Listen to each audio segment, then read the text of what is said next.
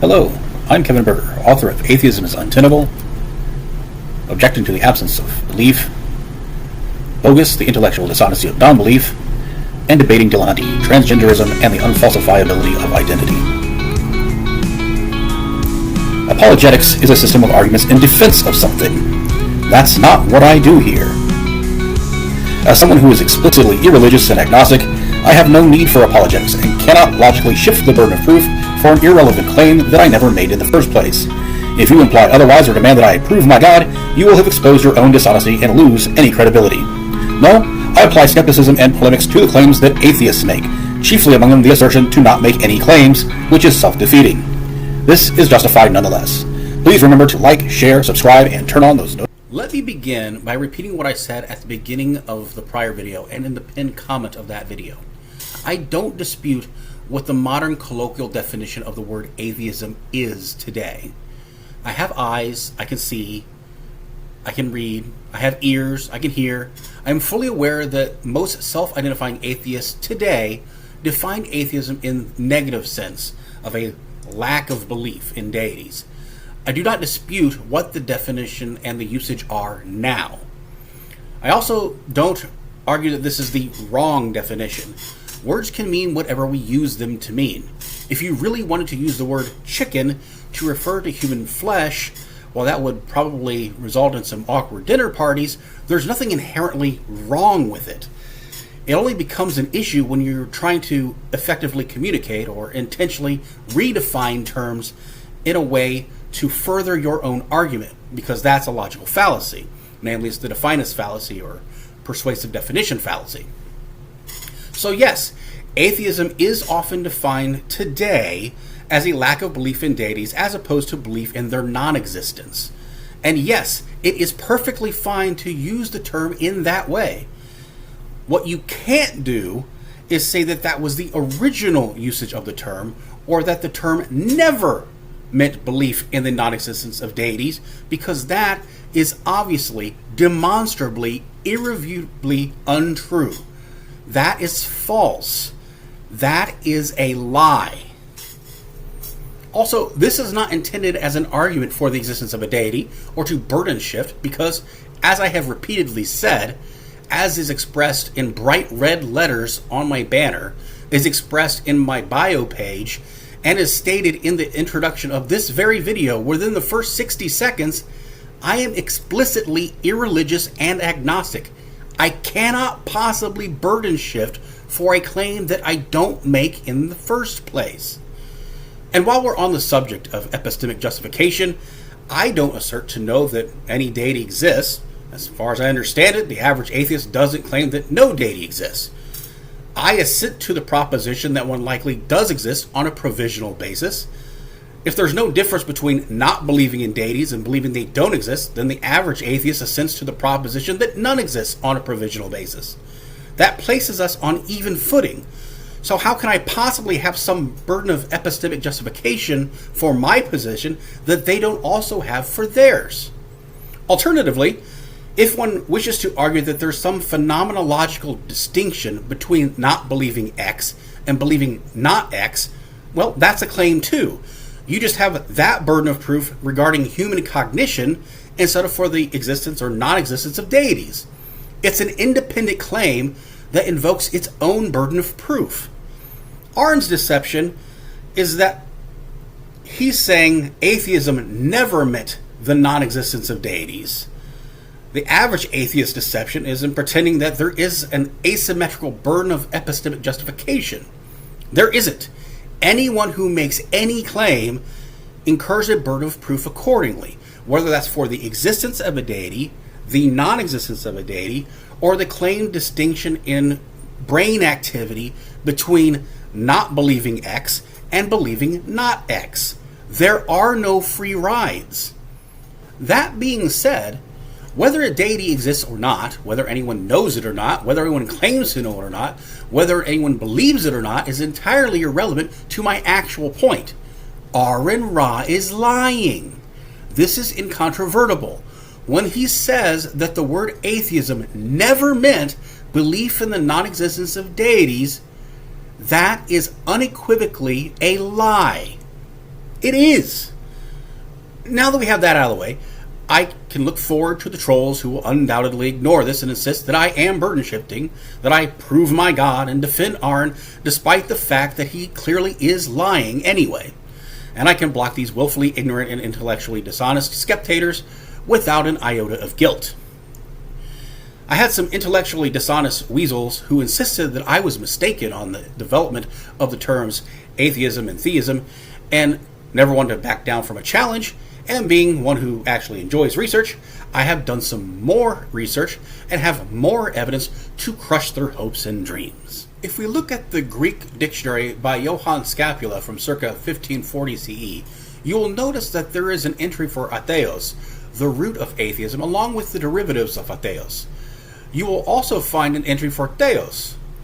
Conspicuous in its absence is theismos, because the term didn't exist yet. Since the word was borrowed from French, if we jump forward to Randall Cotgrave's 1611 French to English dictionary, we can see an entry for atheism, but no entry for theism, because the term didn't exist yet. And if we look at Henry Cockram's 1623 English dictionary, Thomas Blount's 1656 English dictionary, and Edward Phillips' 1658 English dictionary, we can see that each has an entry for atheism, but no entry for theism, because the term didn't exist yet.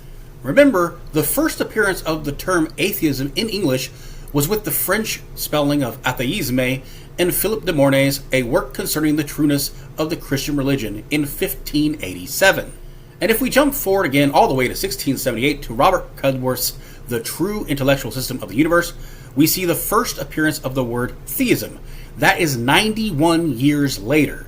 So tell me again how the term atheism can possibly have been derived from the Greek alpha privative A plus theism, and please bring some evidence to support that claim.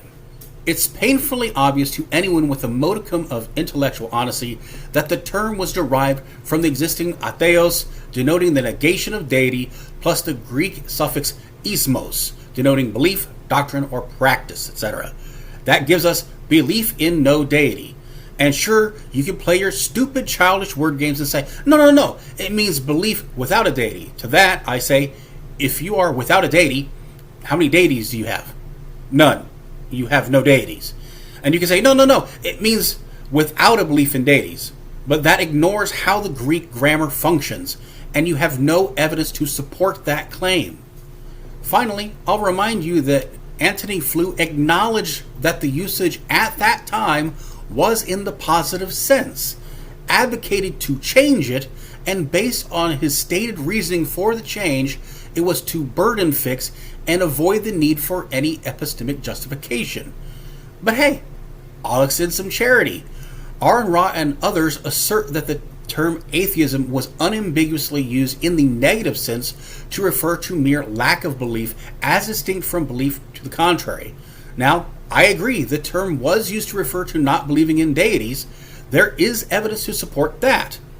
The point of contention is whether or not this was ever explicitly differentiated from belief in the non-existence of deities prior to Antony Flew. If we go back to the ancient Greek, circa 490 to 420 BCE, Protagoras wrote in Of the Gods, "As to the gods, I have no means of knowing either that they exist or that they do not exist, nor what they are like in form, for the factors preventing knowledge are many, the obscurity of the subject and the shortness of human life." Notice here that Protagoras is not speaking about belief in the existence or non-existence of deities. He is expressly speaking about the knowledge of their existence. Thus, he could be described as an agnostic in the same sense that Huxley actually used the word. In fact, Protagoras doesn't use the Greek terms atheos or atheismos at all in the passage. Again, sounds an awful lot like Huxley and what he described. If we move forward a few centuries, circa 45 BCE, Cicero writes in De Natura Deorum 110, Protagoras declared himself uncertain, and Diagoras of Melos and Theodorus of Cyrene held that there are no gods at all. Here, although Cicero draws the distinction between Protagoras' skeptical position and the affirmation of non-existence of Diagoras and Theodorus, he doesn't use the Latin terms atheos or atheismos either. Instead, he uses the Latin dubitare to refer to Protagoras' doubt. So this still is not an example of the negative usage. If we jump forward again to the 2nd century BCE, Bury Loeb's translation of the Sextus Empiricus reads, "Skepticism is an ability or mental attitude which opposes appearances in judgments in any way whatsoever, with the result that, owing to the equipollence of the objects and reasons thus opposed, we are brought firstly to a state of mental suspense, and next to a state of unperturbedness or quietude. Now we call it an ability not in a subtle sense, but simply in respect of its being able. Atheismus is not used at all. Atheism is not used in the negative sense. Skepticism is being used here instead. And skepticism, or suspension of judgment, again, is an epistemic thing in nature, which still relates back to agnosticism rather than lack of belief itself. Bury Loeb's translation also reads, "The formulae perhaps and perhaps not, and possibly not, and maybe not, we adopt in place of perhaps it is and perhaps it is not, and possibly it is and possibly it is not, and maybe it is and maybe it is not, so that for the sake of conciseness, we adopt the phrase possibly not instead of possibly it is not, and maybe not instead of maybe it is not, and perhaps not instead of perhaps it is not." But here again, we do not fight about the phrases, nor do we inquire whether the phrases indicate realities, but we adopt them, as I said, in a loose sense. Still, it is evident, as I think, that these expressions are indicative of non-assertion. Certainly, the person who says perhaps it is implicitly affirming also the seemingly contradictory phrase perhaps it is not, by his refusal to make the positive assertion that it is. And the same applies to all other cases. The phrase, "I suspend judgment," we adopt in place of "I am unable to say which of the objects presented I ought to believe and which I ought to disbelieve," indicating that the objects appear to us equal in regards to credibility, incredibility. As to whether they are equal, we make no positive assertion, but that we state that is what appears to be regard to them in the time of observation. And the term suspension is derived from the fact of the mind being held up or suspended, so it is neither affirms nor denies anything owing to the equipollence of the matters in question. Regarding the phrase, "I determine nothing," this is what we say. We hold that to determine is not simply to state a thing, but to put forward something non-evident combined with assent. For in this sense, no doubt it will be found that the skeptic determines nothing, not even the very proposition, "I determine nothing," for this is not a dogmatic assumption, that is to say, assent to something non-evident, but an expression indicative of our own mental condition. So whatever the skeptic says, "I determine nothing," what he means is I am now in such a state of mind as to neither affirm dogmatically nor deny any of the matters now in question. And this he says simply by way of announcing undogmatically what appears to himself regarding the matters presented, not making any confident declaration, but just explaining his own state of mind. Notice once again, atheismos, atheos, these words are not used at all. Atheism is not used in the negative sense. Skepticism is being used instead. Skepticism and suspension of judgment is epistemic in nature, which still relates back to agnosticism rather than the lack of belief itself. In fact, an explicit distinction is drawn between the assent to a proposition, which is what belief actually is, to the assertion of knowledge. This is important because it illustrates why saying, just because you don't believe X doesn't mean that you believe not X. You can say, "I don't know," is fallacious reasoning. It's a category error that conflates knowledge and assertions of knowledge to the mental state of belief itself and how belief formation actually works. Belief is automatic, instantaneous, and involuntary.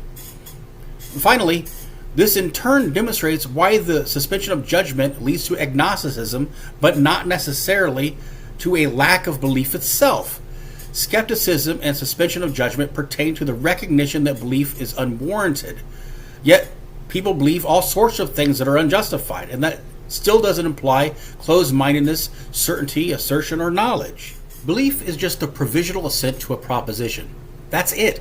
It doesn't imply certainty, cognizance, conviction, immutability, justifiability, permanence, rationality, volition, or even conscious awareness, deliberation, or endorsement. With that being said, I don't lack belief in being hit by lightning, winning the lottery, or being involved in a plane crash. I believe that I will not be hit by lightning. I believe that if I buy a lottery ticket, I won't win the jackpot. I believe that the next time I take a flight somewhere, the plane won't crash. Aron Ra says, for a possibility, there must be a precedent, parallel, or verified phenomenon indicating that such possibility exists. Well, since there obviously are precedents, parallels, and verified phenomena of people being hit by lightning, winning the lottery jackpot, and being involved in plane crashes, I can safely say that all these things definitely are possible. What's more, no, I do not and cannot have evidence that I won't be hit by lightning, that I won't win the lottery jackpot, or that I won't be involved in a plane crash, because one cannot possibly have empirical evidence of a future event. Obviously. On the other hand, these scenarios are so statistically unlikely that I am absolutely justified in believing that they won't occur on a provisional basis. And this is where things get especially interesting. Remember that David Hume wrote in Of Miracles, "A wise man therefore proportions his belief to the evidence. He weighs the opposite experiments. He considers which side is supported by the greater number of experiments. To that side he inclines with doubt and hesitation, and when at last he fixes his judgment, the evidence does not exceed what we properly call probability. All probability, then, supposes an opposition of experiments and observations where the one side is found to overbalance the other and to produce a degree of evidence proportioned to the superiority.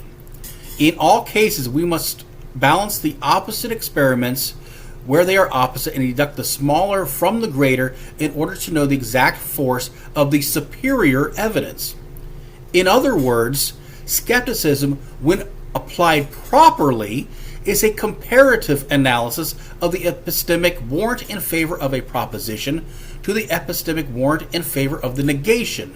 This means if the warrant for either exceeds that of the other, not only is belief provisionally justified, but the insistence that one continue to believe neither is completely irrational. In a casino, the best odds are at the blackjack table, where the house edge can be as low as 0.5%. Yet that mere 0.5% chance is why they say the house always wins. Sure, that's hyperbole, but the point is clear. You're absolutely justified in believing that you will eventually lose. And to maintain neutrality on this issue is intellectually bankrupt. At any given time, with any given hand, you may not know, assert, or be certain of losing. However, you are irrefutably more likely to lose. And that's all that matters for epistemic justification. Further, Hume and Sagan both viewed an extraordinary claim not as one that was unique, but one where there was an abundance of contradictory evidence, with the latter writing in Broca's brain that scientific aloofness and opposition to novelty were as much of a problem as public gullibility. So when one characterizes the God claim as being extraordinary, the implication is that one has already conducted a comparative analysis for existence versus non-existence and has determined that there is abundance of contradictory evidence for existence, in which case the insistence of maintaining the facade of neutrality is intrinsically incoherent. That's not epistemic humility, it's intellectual evasion. Aron Ra says, it doesn't matter how convinced you are. Belief does not equal knowledge. The difference is that knowledge can always be tested for accuracy, where mere beliefs often cannot be. No matter how positively you think you know it, if you can't show it, then you don't know it, and you shouldn't say that you do, nor would you if you really cared about the truth. Knowledge is demonstrable, measurable, but faith is often a matter of pretending to know what you don't really know, and that no one even can know, and which you merely believe, often for no good reason at all. This applies to his bullshit too. He's not exempt. He's not special. If he can't show the truth of the historical use of atheism in the negative sense, then he doesn't know it. He shouldn't claim that he does, nor would he if he actually gave a damn about the truth. If he can't show the truth, that a lack of belief versus belief to the contrary was recognized within the spectrum of atheism in antiquity, then he doesn't know it, he shouldn't claim that he does, nor would he if he gave two shits about the truth that he does about advancing a socio-political, anti-religious agenda. And here's the ironic part. I'd be happy to join him in that endeavor because I'm a secularist too. I'm irreligious at all times and anti-religious on occasion too. I just don't resort to obvious bullshit. I can instead point to the Treaty of Tripoli, Jefferson's Wall of Church and State, John Adams' agreement to that sentiment, among other historical documents from our founders. I can point out Madison's recognition that any government that can favor one religion over another religion can just as easily favor one denomination of that religion over all denominations. And I think that no few Baptists, Catholics, Jehovah's Witnesses, Lutherans, Methodists, Mormons, Pentecostals, and Presbyterians would be off-put if any of the other denominations of Christianity were to become the officially recognized version in exclusion to their own. And I don't suspect this would be any different of Orthodox, Reform, Conservative, or Reconstructive Judaism, Sunni, Shia, or Sufist, or Ibadist within Islam, or Theravada, Mahayana, or Vajrayana Buddhism. Even if one does subscribe to religion, the separation of church and state is still in their best interest too. But I digress. We've seen the usage of the terms in antiquity, and clearly there's no sign of evidence of the sort of disambiguation to which Aron Ra alludes to be found there, so let's move forward in time. Justin Martyr, in his first apology, circa 155 CE, wrote, and I'm going to paraphrase a bit here because he's on the wordy side, that the deity of the Christians took upon him the form and nature of a man to destroy the same kingdom of darkness among the barbarians, upon whose word it is that we aver these demons to be not only not good, but evil and abominable spirits. And for this worshipful reason is it that we are branded with the name of atheist. And thus far we frankly confess the charge that with respect to the gods in worship among you we are atheists, but far otherwise in respect of the most true God we worship. Notice here that he is acknowledging that from their perspective, he and other Christians are atheists, but from his own perspective, they are the atheists. This isn't merely a case of, well, we worship different deities, but a case of each side denying that the other is worshiping a deity at all. They are mutually denying the opposition's divine entities. That distinction is crucial, and we will return to it. A couple of decades after this, Athenagoras writes in his fourth plea, and I'll paraphrase once again, as regards, first of all, the allegation that we are atheists. With reason did the Athenians adjudge Athenagoras guilty of atheism, in that he openly declared that there was no God at all. But to us, who distinguish God from matter, is it not absurd to apply the name of atheism? If our sentiments were like those of Athenagoras, with reason might the cause of our being thus harassed be charged on ourselves. But since our doctrine acknowledges one God, the maker of this universe, we are treated unreasonably, and that we are both defamed and persecuted. Here, once again, atheism is noted as being used strictly in the positive sense, and it is for that very reason that Athenagoras disputes the charge against Christians who don't reject the divine outright. They simply reject the civil pantheon of the Romans. The issue is that the Romans don't recognize the divinity of Jesus of Nazareth or of Yahweh either. So each is an atheist from the other's perspective. It's purely arbitrary and subjective. A couple of decades later, in Apologeticus, Tertullian writes of the gods of the Gentiles that are no gods. And again, here I'll paraphrase some. You say we are atheists. It is upon this account, therefore, that we are convened as guilty of sacrilege and treason. We profess, then, to have laid aside the worship of your gods from the time we knew them to be no gods. Again, we see the Christians not just saying we don't recognize the authority of your pantheon, but denying their very asserted divinity. About a century later, Lactantius wrote in a treatise on the anger of God, but in those later times in which philosophy had now lost its vigor, there lived a certain Athenagoras of Melos, who altogether denied the existence of God, and on account of this sentiment was called atheist. Also Theodorus of Cyrene. Once again, not the negative usage to which Aron Ra refers. Explicit denial. If we jump back in time, circa 100 to 110 CE, Tacitus wrote of the Jews in volume 5 of his Histories, again paraphrasing for length, the Jews regard as profane all that we hold sacred. On the one hand, they permit all that we abhor. The Jews conceive of one God only, and that with the mind alone. They regard as impious those who make from perishable materials representations of God in man's image. That supreme and eternal being is to them incapable of representation and without end.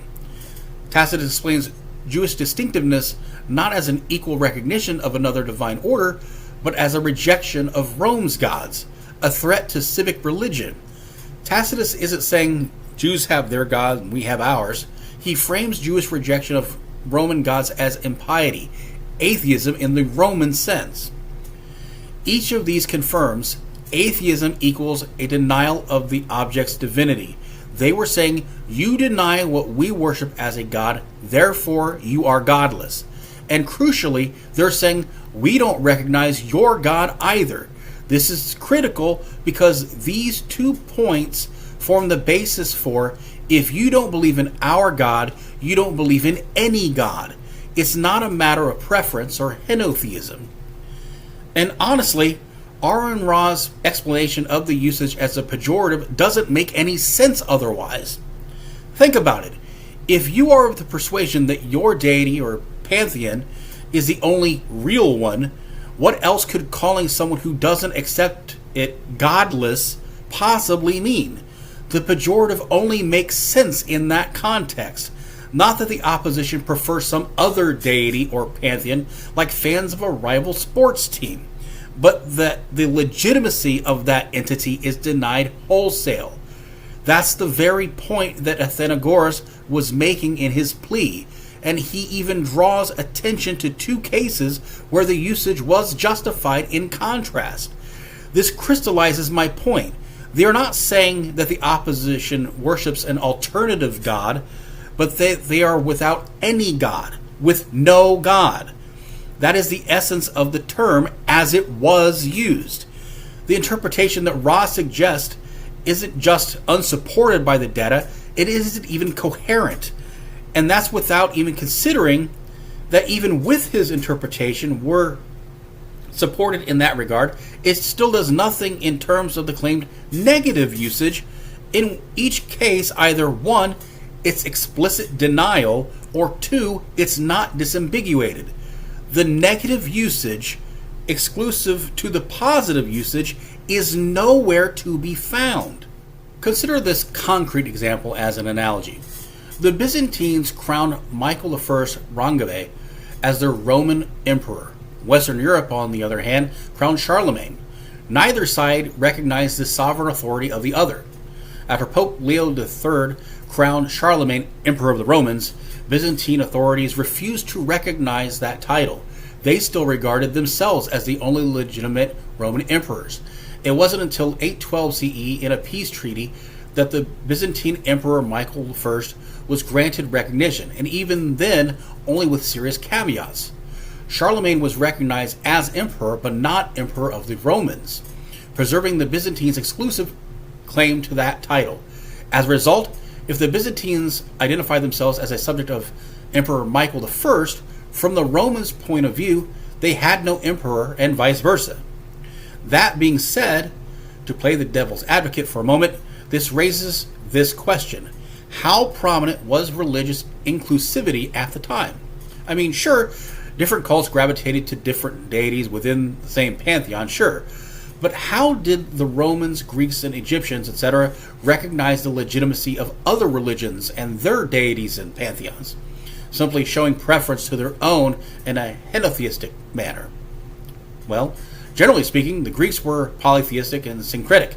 They often identified foreign gods with their own interpretations. For example, the Egyptian Amun was the same as Zeus, and the Phoenician Baal was Zeus or Jupiter. But, and this is important, This was not a blanket inclusivity. It was an assimilation. Foreign gods were real only insofar as they were reduced to local equivalents. If someone denied Zeus specifically, or the Olympians in general, they weren't just picking a different cult. They were saying your civic gods are not gods. And that's why accusations of atheos struck. The Romans were famously religious pluralists in practice. They import gods from conquered peoples, Isis, Mithras, etc. But this was tied to state legitimacy and civic cult. Worshipping Jupiter, Mars, etc. was not optional, it was a civic duty. Christians refusing to burn incense to their emperor's genius or to Jupiter wasn't choosing another god. They were rejecting the whole framework and therefore branded atheists. Again, inclusive is not the same thing as tolerant of rejection. The inclusivity was additive, not relativistic. Egyptian religion was extremely pluralistic, with local deities proliferating. Amun of Thebes, Ptah of Memphis, Re of Heliopolis. Henotheism was common, worship of one god as supreme without denying others.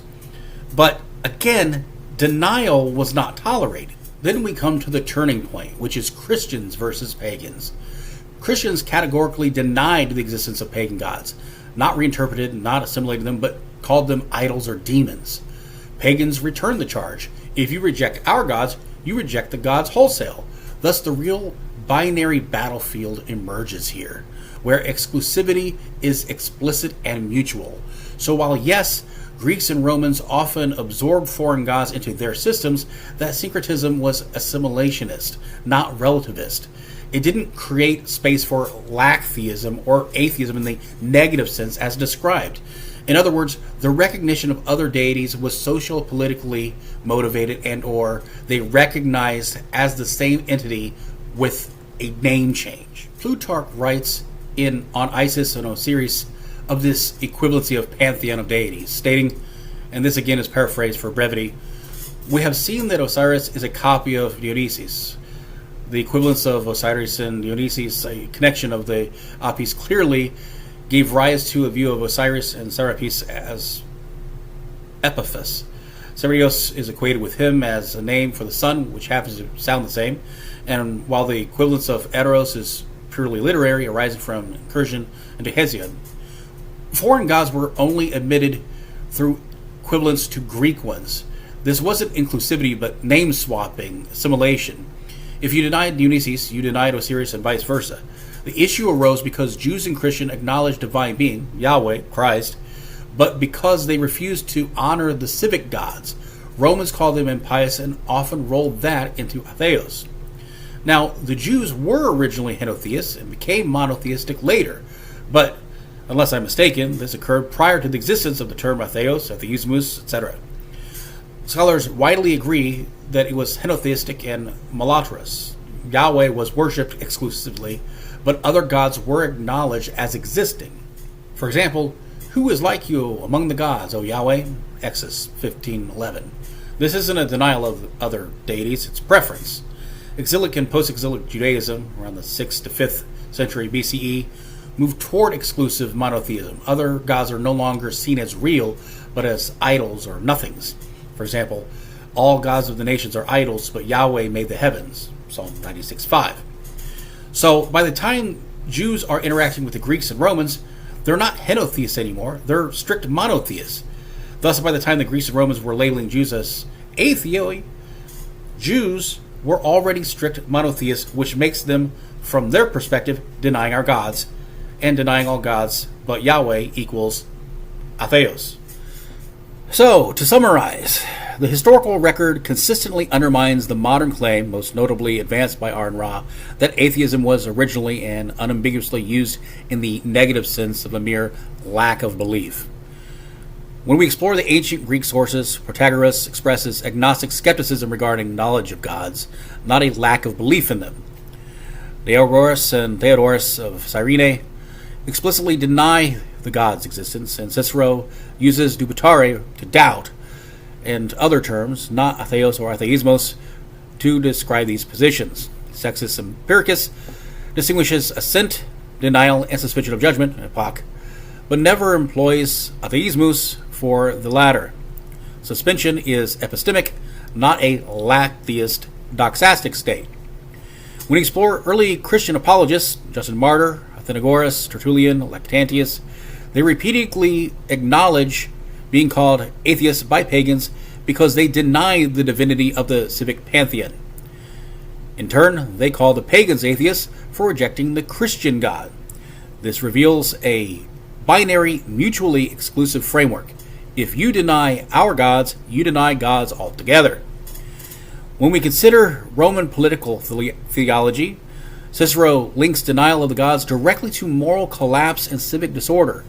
The charge of atheism carried existential weight because it implied treason against the divine order sustaining Rome itself.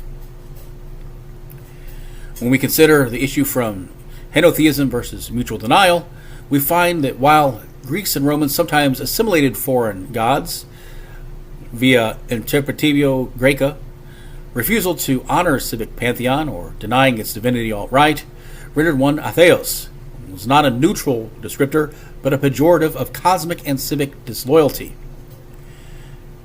When we consider the issue from modern disambiguation, from antiquity through modern period, atheos, atheismus, atheisme referred exclusively to explicit denial or impiety.